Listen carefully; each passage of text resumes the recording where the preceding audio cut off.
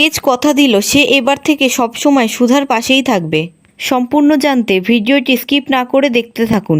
আজকের পর্বে আপনারা দেখতে পাবেন তেজ সুধার শাড়ি বদলে দেয়। তারপর তেজ দেখে সুধা তখনও জ্বরে কাঁপছে। তারপর তেজ ব্ল্যাঙ্কেট আনতে যায় সুধার গায়ে চাপা দেবে বলে। অন্যদিকে ঝিনুক সমুদ্রকে বলে, সমুদ্র আপনি এবার বাড়িতে যান, আমাকেও এবার বাড়িতে ফিরতে হবে, অনেক রাত হয়ে গেল। তখন সমুদ্র বলে, আর দাদা আর বৌদির ব্যাপারটা? তখন ঝিনুক বলে, ওদের ব্যাপারটা পরে দেখা যাবে, ওরা তো ফোনও ধরছে না, আগে বাড়িতে ফিরুক, তারপর দেখছি কি করা যায়। তখন সমুদ্র ঝিনুককে বলে, আপনি তো পুরো কাকভেজা হয়ে গেছেন, এই অবস্থায় বাড়ি ফিরবেন কি করে? ভিতরে চলুন, গিয়ে চেঞ্জ করে নেবেন। তখন ঝিনুক বলে, বাবারে ওই বাড়িতে আমি যাব? একেই দিদিকে নিয়ে অনেক ঝামেলা হচ্ছে, আর আপনার ঠাম্মিকে দেখলেই মনে হয় উনি চোখে চোখেই গুলি করে দিতে পারেন, আমি আর ওখানে যেতে চাই না। এই বলে ঝিনুক তার স্কুটি স্টার্ট দেয়, কিন্তু স্টার্ট নেয় না। তখন সমুদ্র বলে, ভগবান আর আপনার স্কুটি দুজনই চাইছে আপনি আজকে এই বাড়িতেই থেকে যান। অন্যদিকে সুধা জ্বরের ঘোরে বলতে থাকে, আমি মিথ্যেবাদী নই, আমি ঠক নই, আমি কাউকে ঠকাইনি, আমি সত্যি মিথ্যে কথা বলিনি। তখন তেজ বলে, আর দেরি করা যাবে না, এক্ষুনি ডাক্তার ডাকতে হবে। তখন তেজ দেখে রাত 3টে বাজে। তখন তেজ মনে মনে বলে, এত রাতে কি ডাক্তারকে ডাকলে উনি আসবেন? কিছুক্ষণ পর তো ভোর হয়ে যাবে, তখন না হয় ওনাকে ডাকবো। অন্যদিকে সমুদ্র ঝিনুককে নিয়ে বাড়িতে আসে আর বলে, আপনি এখানেই দাঁড়ান, কাউকে দেখতে পেলে টেবিলের তলায় লুকিয়ে পড়বেন, আমি এক্ষুনি আসছি। অন্যদিকে তেজ সুধার টেম্পারেচার মাপে আর বলে, এ তো অনেক টেম্পারেচার, এক্ষুনি মাথাটা ধুয়ে দিতে হবে, তাহলে হয়তো টেম্পারেচারটা নাপতে পারে। অন্যদিকে সমুদ্র ঝিনুককে একটি জামা দিয়ে বলে, এটা রেশমির জামা কাপড়, আপনার গায়ে ফিট হয়ে যাবে।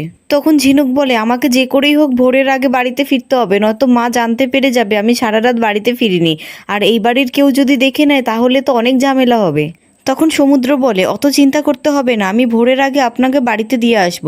আপনি তাড়াতাড়ি চেঞ্জ করে নিন, আমি আপনার জন্য গরম গরম কফি তৈরি করে আনি, দেখবেন আমার হাতে কফি খেয়ে আপনি ফিদা হয়ে গেছেন। অন্যদিকে তেজ সুধার মাথা ধুয়ে দেয় আর তখন সুধা বলতে থাকে, আমি আপনাকে ঠকাইনি মিস্টার বসু মল্লিক, আমি শুধু কাজ করতে চাই, আমি আমার পরিবারের পাশে দাঁড়াতে চাই, আমি কাউকে ঠকাতে চাই না। তখন তেজ বলে, উনি এত জ্বরের মধ্যেও কাজের কথাটা কিছুতেই বলেননি, আর উনি তো ওনার পরিবারের পাশেই শুধু দাঁড়াতে চেয়েছেন, আর আমি তাতে বাধা দিচ্ছি? ওনার স্বপ্ন পূরণ আমি হতে দিচ্ছি না? এতদিন আমি শুধু ওনাকে দোষারোপই করে গেছি, অনেক অপমান করেছি ওনাকে, কিন্তু আর নয়, আমি আপনাকে কথা দিচ্ছি সুধা, আমি থাকতে আপনার খারাপ আর কিছুতেই হতে দেব না। এতদিনে আমি বুঝেছি সুধা, ভুলটা আপনার ছিল না, ভুলটা আমার ছিল, আমি আপনাকে শুধু ভুল বুঝে গেছি, আপনাকে কোনোদিনও আমি বোঝার চেষ্টা করিনি, সারাক্ষণ আপনাকে অপমানই করে গেছি। কিন্তু আর না সুধা, এবার আমি আপনাকে আর ভুল বুঝবো না, অকারণে দোষারোপ করব না, আপনার দিকটা বোঝার চেষ্টা করব, আপনার পাশে থাকবো।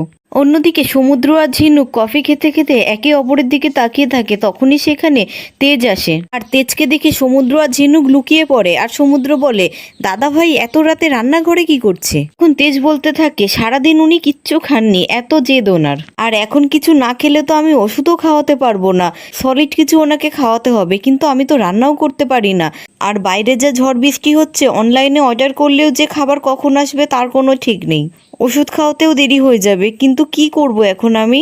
তখন তেজের মনে পড়ে ঠাম্মি বলতেন, দুধের সাথে হলুদ মিশিয়ে খেলে ঠান্ডা লাগা কমে যায়। তখন তেজ ফ্রিজ থেকে দুধ বার করে গরম করতে থাকে, আর সমুদ্র বলে, দাদা ভাই আজ পর্যন্ত রান্নাঘরে জল নিতেও ঢোকিনি, আর আজকে বৌদির জন্য দুধ গরম করছে। তখন ঝিনুক বলে, প্রেমে পড়লে অনেক কিছুই করে, এখন শুধু দুধ গরম কেন, আমার দিদি জামাইবাবুকে রান্না করাও শিখিয়ে দেবে। তারপর তেজে দুধ গরম করা হয়ে যায়, আর তেজ দেখে সেখানে 2টো কফি মগ পড়ে আছে। তখন তেজ মনে মনে বলে, এত রাতে কে কফি খেলো? তখনই বাজ পড়া শব্দ হয়, আর তেজ বলে, উনি একা আছেন, এখন এসব নিয়ে চিন্তা না করে ওনার কাছে যাই, নয়তো উনি কেঁপে কেঁপে উঠবেন। তারপর ঝিনুক সমুদ্রকে বলে, দিদির শরীর ঠিক আছে তো? জামাইবাবু এখন দিদির সেবা করছে কেন? আমি যাই, গিয়ে দেখে আসি। তখন সমুদ্র বলে, ওইদিকে তো ঠাম্মির ঘর, আর বৌদিকে সেবা করার জন্য তো দাদা আছে। তখন ঝিনুক বলে, হ্যাঁ আজকে আমি নিজের চোখে দেখলাম জামাইবাবু দিদির কতটা সেবা করে, এবার আমি নিশ্চিন্ত। অন্যদিকে তেজ সুধাকে দুধ খাইয়ে সুধার মাথায় জলপট্টি দিতে থাকে। তারপর ভোরবেলায় সুধার ঘুম ভাঙে, আর সুধা দেখে বিছানায় শুয়ে আছে, আর তেজ সুধার হাত ধরে আছে। তখন সুধা বলে, আমি এখানে এলাম কি করে?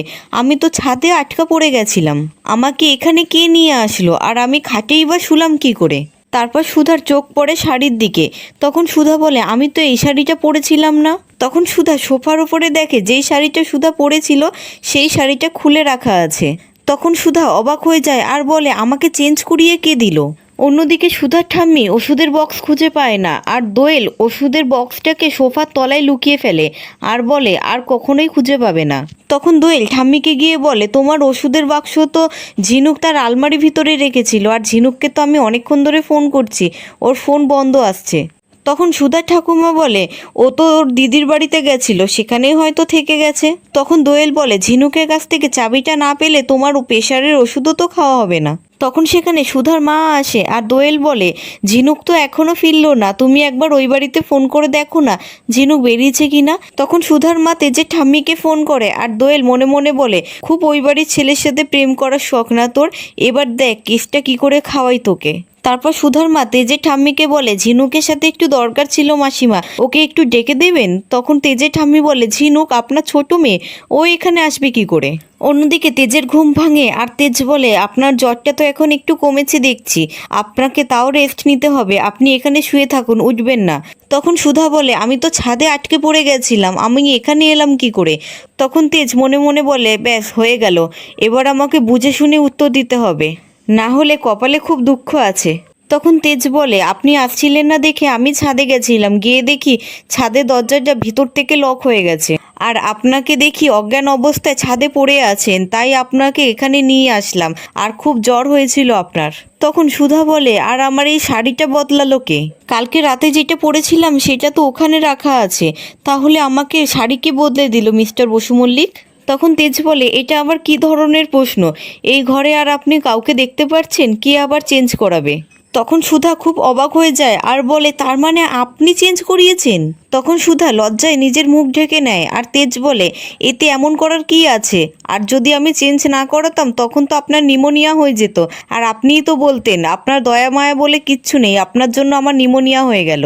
তারপর সুধা লজ্জায় মুখ ঘুরিয়ে বসে আর বলে, এটা আপনি কি করলেন?